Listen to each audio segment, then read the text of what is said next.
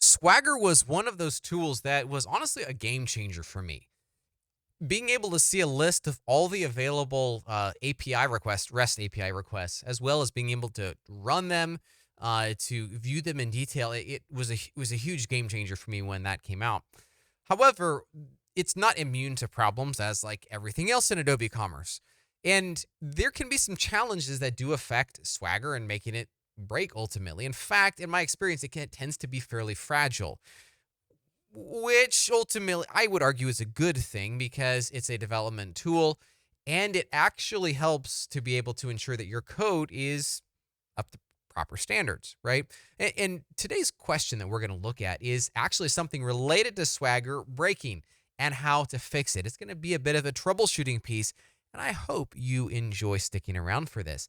But before, I want to quickly mention, though, that if you're finding this content helpful as we jump into it, don't click it right now. Make sure you only click it at the end of this, but make sure you do click that subscribe button, because ultimately you're going to see we put out these every week, a very practical, common problem. We talk about 3 different solutions for how to solve it, and then we look at the right answer. In addition, we also have on our SwiftOtter.com website a bunch of information as far as courses, as far as to help you get certified, really up your game on Adobe Commerce. Without further ado, let's jump into this. Take a look at this question. You notice that example.com, substitute your domain name in there, .com/swagger is down. While troubleshooting, you find the error in the logs. Message, service interface name, SwiftOtter Example Model OtterRepository is invalid. When you look up that class in the code, you find this in webapi.xml. You see this right here. All right, so what is wrong and what must you do to fix this problem? We have 3 answers here, as always, and let's see which answer is the correct one. A, the endpoint is invalid because the OtterRepository class doesn't exist. You need to create this class. All right, that's possible. In B, in webapi.xml, the service class must be an interface, not a concrete class. You need to create the interface and provide that in the class attribute. Okay. Or C, there's a problem with implementing that request method and additional debugging is required. Now, guess what? This is one reason I just love recording these videos. I have this very scenario with slightly different names set up ready for us to dive in and check it out. Boom, right here. See this. All right, so we have, it says failed to load API definition. We see this completely ridiculously unhelpful error. Now, developer mode is enabled, which does give me the ability to see these errors. And so the first thing that I did here is, there's a couple ways you can do this, but I just searched for the service interface name, which happens to take me, boom, right here to this line right here.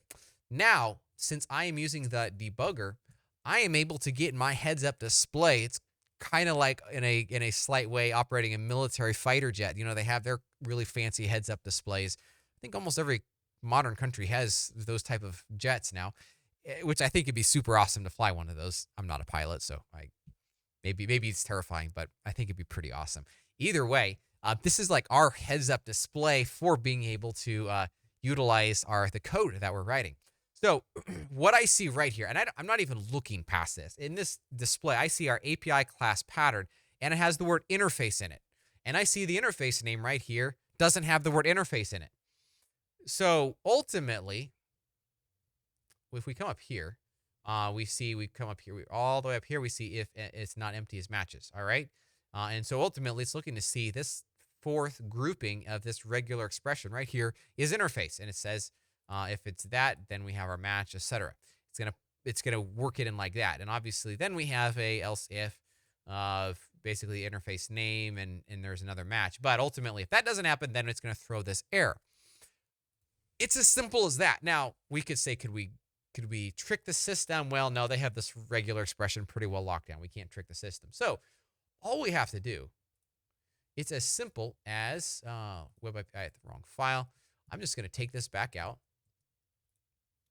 And we put our interface back in. That's literally all we have to do is create that interface, and reference the interface as opposed to referencing the class. It is as simple as that. Now, the bigger question, though, that you might be asking is, why does it require an interface? Why would a class not work in a situation like this? Well, that is a good that is a good question. But ultimately, I believe this is just a design choice by Magento. I think at the end of the day, a class would ultimately work. We're just pulling the methods out of that class. And to my knowledge, feel free to jump into the video here in the comments section below. I'm not aware of anything that would actually limit you from getting those methods out of a class. It works too. But I believe this was a design decision, again, on Adobe's part, or Magento back in the time, to specifically force those interfaces because they were wanting to build an adaptable and modular system where you could take the order interface and you could plug in a completely different implementation of something else. Now, at the end of the day, I think we all agree it didn't exactly work out like that. There's a lot of codependencies in the Magento system, but that was the idea, and I believe that is the reason that they specifically designed it to be like that. So from my understanding, it is simply a design decision, design choice. It is not actually anything technically related or limiting in that way. So there is your answer.